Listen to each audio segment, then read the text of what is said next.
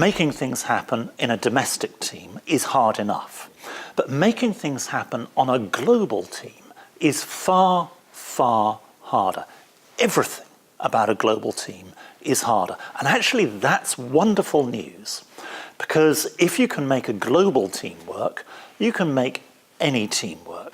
In a domestic team, you can see how your team is performing. You can see when someone is struggling. You can see where the opportunities and you can see where the needs are. On a global team, you can't see any of that. And you have to be able to trust people to make big decisions while you're asleep. And that's where you get into the arts of influence and motivation. You have to move from command and control to a world of commitment and enablement. Assume that the ecosystem is smarter than any of us. Don't assume that you are the smartest person in the room, but gather all the strengths and different capabilities of everyone around the world. But what we're finding on global teams is that people communicate more than ever, but they understand each other less than ever.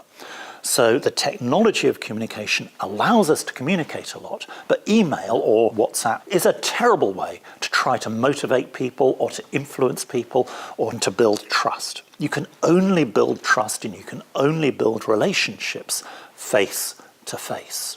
So there are three things that really differentiate the very best global teams. First, there is a relentless focus on building effective communications and effective trust, meeting face-to-face, working face-to-face as often as possible.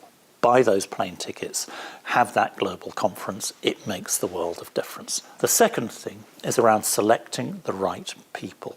And the right people have two characteristics. First, they have a much higher skill set. The performance bar is much higher on a global team. People are going to be asking, why should you be coming halfway around the world? What have you got to teach us? Okay? You've got to be good. Second, you've got to have the right mindset. Adaptable, open to new experiences, and has positive regard for other people.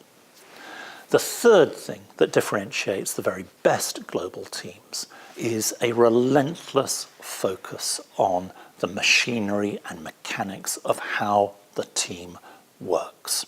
So in a domestic team, an awful lot happens by informal mutual adjustment. On a global team, you don't get that. You have to be relentless, ruthlessly clear about exactly what the goals are, how they work, how the processes work. You have to have the right rhythms and routines for meeting and discussing and making decisions. So three big things: communications and trust, select the right people, and have a relentless focus on making the machinery and mechanics of the team work well.